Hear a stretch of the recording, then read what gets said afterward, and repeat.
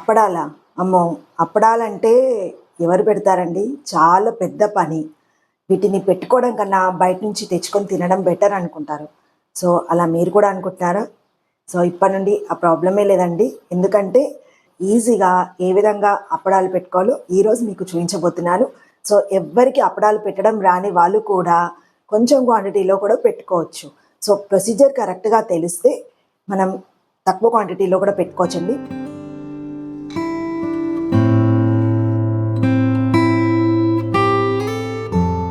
Hi అండి, good morning. ఎలా ఉన్నారు? బాగున్నారా? Welcome back to our channel my home my choice. ఈరోజు మన వీడియోలో మా ఇంట్లో మేము పెట్టుకునే అప్పడాలండి. సో అంబటి అప్పడాలు అంటారు వీటిని. బియ్యంతో పెడతారు. సో బియ్యాన్ని నానబెట్టి మిక్సీకి వేసి వచ్చిన దాంతో మనం అంబలి కాస్తాం కదా, సో ఆ టైప్లో కాచి పెడతారనమాట. సో చాలా బాగుంటాయి. ప్రొసీజర్ అయితే చాలా అంటే చాలా సింపుల్ అనమాట. మా ఇంట్లో మేము పెట్టుకునే ఈ అంబటప్పడాలు మీతో షేర్ చేసుకోవాలనిపించిందండి. సో మీరు కూడా ఒకసారి ట్రై చేసి చూసి ఎలా వచ్చిందో నా కామెంట్లో తెలియచేయండి. సో ఈరోజు మన వీడియోలో అంబటప్పడాలు ఏ విధంగా పెట్టాలో చూద్దాం. ఏం లేదండి, వీటికి మనం ఎంత క్వాంటిటీ అయితే చేయాలి అనుకుంటామో సో అంత రైస్ నైట్ నానబెట్టుకోవాలి. మెయిన్గా దీనికోసం అయితే ఈ విధంగా రేషన్ బియ్యం అంటారు కదా, దొడ్డు బియ్యం. సో అదైతే అప్పడాలు చాలా బాగా వస్తాయి అన్నమాట. నేనైతే 2 కేజీల బియ్యాన్ని నైటే నానబెట్టుకున్నాను. వీటికి నువ్వులు, సాబుదానా, జీలకర్ర అండ్ 1 గ్లాస్ ఉప్మా రవ్వ, తర్వాత తగినంత సాల్ట్. సో ఇంతే అనమాట ఇంగ్రీడియంట్స్. మెయిన్గా అప్పడాలు గుల్లగుల్లగా అండ్ నోట్లో వేస్తే ఇట్లా కరిగిపోయే విధంగా టేస్టీగా మంచిగా రావాలంటే మెయిన్ ఇంగ్రీడియంట్ సాబుదానా అనమాట. సో దీనివల్లనే అప్పడాలకు మంచి టేస్ట్ వస్తుంది అండ్ గుల్లగా చాలా బాగా అవుతాయి అన్నమాట. లేదంటే గట్టిగా అవుతాయి. సో ఇది మెయిన్ ఇంగ్రీడియంట్. ఇది మాత్రం మర్చిపోకుండా మిస్ అవ్వకుండా వేసుకోవాలి. సో మిగతావన్నీ కూడా మనం చూసుకొని మనం ఎంత వేసుకోవాలనుకుంటామో చూసుకొని క్వాంటిటీ చూసుకొని వేసుకుంటే సరిపోతుంది. సో ఇప్పుడైతే ఫస్ట్ బియ్యాన్ని గ్రైండర్లో వేసుకొని మనం నిన్న ఉప్మా రవ్వ లాగా మనం మిక్సీ వేసుకున్నాం కదా బియ్యాన్ని. సో ఇప్పుడు దీన్ని ఇంకా కొంచెం సన్నగా వేసుకోవాలన్నమాట. అంటే రవ్వ అనేది ఇంకా కాస్త సన్నగా ఉండాలి. ఏ అప్పడాలు పోసుకుంటాం కాబట్టి దీన్ని మిక్సీ వేసుకున్నప్పుడు కాస్త సన్నగా ఉండే రవ్వలాగా మిక్సీ లేదంటే గ్రైండ్ చేసుకొని పెట్టుకోవాలి. సో ఇప్పుడైతే ఫస్ట్ దీన్ని గ్రైండ్ చేసుకుందాము. గ్రైండ్ చేసేటప్పుడు మధ్య మధ్యలో కొన్ని వాటర్ వేసుకుంటూ పల్చగా మిక్సీ వేసుకోండి. దోసపిండి ఉంటుంది కదా, సో ఆ విధంగా పల్చగా ఉండే విధంగా చూసుకోవాలి. ఇలా మిక్సీ అయిన పిండిని ఒక గిన్నెలోకి తీసి పెట్టుకుంటున్నాను. నెక్స్ట్ ఈ పిండిని ఉడికించుకోవడం కోసం ఇలా ఒక పెద్ద గిన్నెను తీసుకుంటున్నానండి. సో స్టవ్ పైన పెట్టుకొని స్టవ్ ఆన్ చేసుకోవాలి. నేను ఇక్కడ 2 కేజీల బియ్యాన్ని తీసుకున్నాను కాబట్టి 6 డబ్బాల వాటర్ వేసుకుంటున్నాను. సో మూత పెట్టి కాసేపు మరగనిద్దాము. సో నెక్స్ట్ ఈ వాటర్ కాస్త మరిగిన తర్వాత దీంట్లోకి సాబుదానా వేసుకుంటున్నానండి. సో 2 పిడికిల సాబుదానా సరిపోతుంది. ఇలా ఒక గిన్నెలోకి రవ్వ వేసుకుంటున్నాను. 1 గ్లాస్ రవ్వ సరిపోతుంది. ఇది వాటర్ వేసుకొని కాసేపు నానబెట్టుకోవాలి.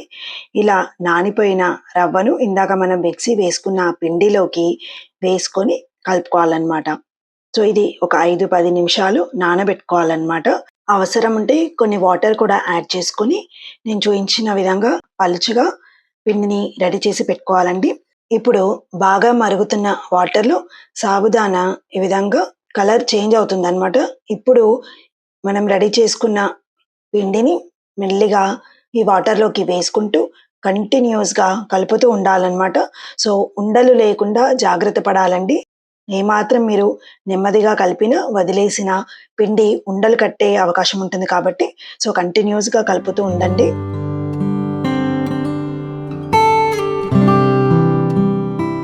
నెక్స్ట్ ఒక గిన్నెలోకి 1/2 కప్పు నువ్వులు, 1/2 కప్పు జీలకర్ర వేసుకొని వాటర్ యాడ్ చేసుకొని బాగా కలపాలి. ఇది ఒక 2-3 నిమిషాలు నానాలండి. అప్పుడు జీలకర్రలోని కలర్ అంతా వెళ్ళిపోతుంది. సో ఇప్పుడు దీన్ని ఉడుకుతున్న ఈ పిండిలోకి వేసుకొని కలపాలి. సో మీరు జీలకర్ర కడగకుండా వేశారనుకోండి, ఆ జీలకర్రలోని కలర్ అనేది ఈ పిండిలోకి వచ్చి పిండి మొత్తం కొంచెం కలర్ చేంజ్ అవుతుంది. సో అప్పడాలు తెల్లగా రావన్నమాట. నెక్స్ట్ దీంట్లోకి తగినంత సాల్ట్ యాడ్ చేసుకొని సో ఇలా కంటిన్యూగా కలుపుతూనే ఉండాలన్నమాట. ఉండలు లేకుండా జాగ్రత్త పడండి. సో చూస్తున్నారు కదా, ఇలా అన్నమాట. సో ఇక్కడ మీరు టేస్ట్ చేస్తే మీకు సాల్ట్ సరిపోయిందా లేదా తెలుస్తుంది. అవసరం ఉంటే మళ్ళీ యాడ్ చేసుకోవచ్చు. సో బాగా ఉడికిన తర్వాత ఇలా కొంచెం స్పూన్‌తోని తీసుకొని కొన్ని వాటర్‌లోకి వేశారనుకోండి, ఇలా ఉండగా పిండి పడుతుందనమాట. సో ఇలా చూస్తున్నారు కదా, పూస పూసగా పడుతుంది. ఒకవేళ మీరు వాటర్‌లో వేసినప్పుడు పూస పూసగా పడకుండా స్ప్రెడ్ అయిపోయిందనుకోండి, అప్పుడు కరెక్ట్‌గా ఉడకలేదు అని అర్థము. ఇప్పుడు నేను చూయించాను కదా, ఇప్పుడు ఉండగా పడుతుంది కదా, ఇప్పుడు పర్ఫెక్ట్‌గా పిండి ఉడికిపోయింది. సో ఇది వెంటనే మరొక గిన్నెలోకి తీసుకొని మనం అప్పడాలు పోసుకోవడమేనండి. సో అప్పడాలు పోసుకోవడానికి ఇలా ఒక కాటన్ బెడ్‌షీట్‌ని వాటర్‌లో తడుపుకొని ఇలా వేసుకోవాలి. పోసేటప్పుడు అండి ఇలా జాగ్రత్తగా పోయాలి. పెద్దగా పోయకూడదు, మరీ చిన్నగా పోయకూడదు. ఇలా మీడియం సైజులో పోస్తే సరిపోతుంది. కంపల్సరీ బెడ్షీట్ వాటర్లో తడిపి పిండేసి వేసుకొని వేయాలన్నమాట. నిన్న లేట్ అయిపోయింది కదా, చాలా బాగా ఎండ కొట్టింది. ఈరోజు మార్నింగ్ తొందరగా వచ్చామన్నమాట. ఆల్మోస్ట్ అయిపోతుందండి. ప్రాబ్లం లేదు. కొంచెం ఇలా చల్లగా ఉంటే పెట్టుకోవడం కూడా ఈజీగా ఉంటుంది, ఇబ్బంది ఉండదు. సో మనం ఇది కంప్లీట్ చేసే వరకు ఇక్కడ ఎండ వచ్చేస్తుంది. అక్కడ వైపు అయితే ఎండ వచ్చింది చూడండి. అక్కడ చూసారు కదా, మేము ఇంట్లో పెట్టుకుని మా అంబటి అప్పడాలు రైస్తో పెట్టుకుంటారు. సో లైట్గా సాబుదానా వేస్తారు, ఎక్కువ వేయకూడదు. రవ్వ కూడా వేస్తారనమాట. సో చాలా బాగుంటాయండి. ఒకవేళ మీకు ఎవరికన్నా ఈ అప్పడాలు తెలియకపోతే మాత్రం కొంచెం క్వాంటిటీలో ట్రై చేయండి ఒకసారి. చాలా బాగుంటాయి. ఈ ఉడికించుకోవడం అనేది కూడా చూసుకోవాలి. కరెక్ట్గా ఉడికితే మాత్రం చాలా బాగా వస్తాయి.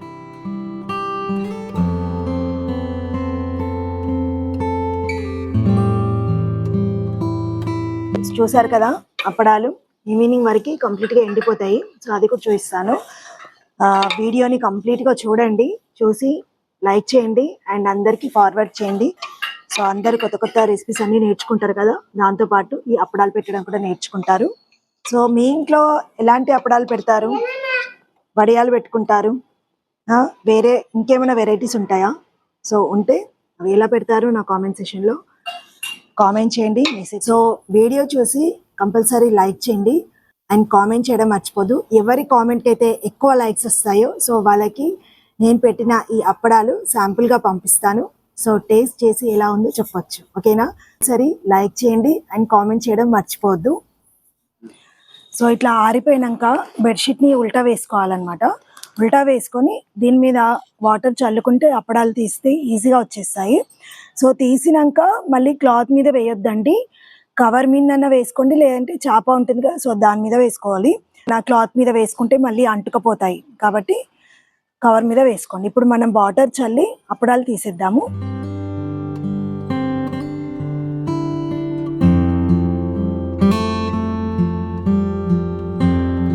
బెడ్షీట్ కి ఆపోజిట్ కార్నర్స్ ఉంటాయి కదా, ఆపోజిట్ కార్నర్ బెడ్షీట్ ని పట్టుకొని సో వస్తున్నాయి. సక్సెస్ అండి మన అప్పడాలు. సో చూసారు కదండి, అప్పడాలు ఎంత ఈజీగా ఊడి వచ్చేస్తున్నాయో. ఇలా సపరేట్ అయిన అప్పడాలను వెంటనే ఉల్టా పెట్టకూడదు. సో వేరొక కవర్ పైన పెట్టేసుకోవాలన్నమాట. సో వెంటనే పెట్టుకోవాలండి. చూస్తున్నారు కదా, తీసి ఎంత కరెక్ట్గా వచ్చిందో. సో ఇలా అన్నీ కూడా ఒక కవర్ పైన పెట్టేసుకోవాలి. సో ఆరిపోయిన తర్వాత ఈ విధంగా ఉంటాయి. ఎంత క్రంచిగా అండ్ క్రిస్పీగా ఉన్నాయో చూడండి.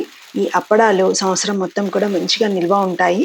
సో ఇంట్లో చేసుకునే అప్పడాలు టేస్ట్ వేరేనే ఉంటుందండి, చాలా బాగుంటుంది. సో ఒకసారి మీరు చూసి ఖచ్చితంగా ట్రై చేయండి అండ్ లైక్ చేయండి and me friends and family compulsory forward చేయండి. సో వీడియో ఎలా ఉందో నాకు కామెంట్ చేయడం మర్చిపోవద్దు.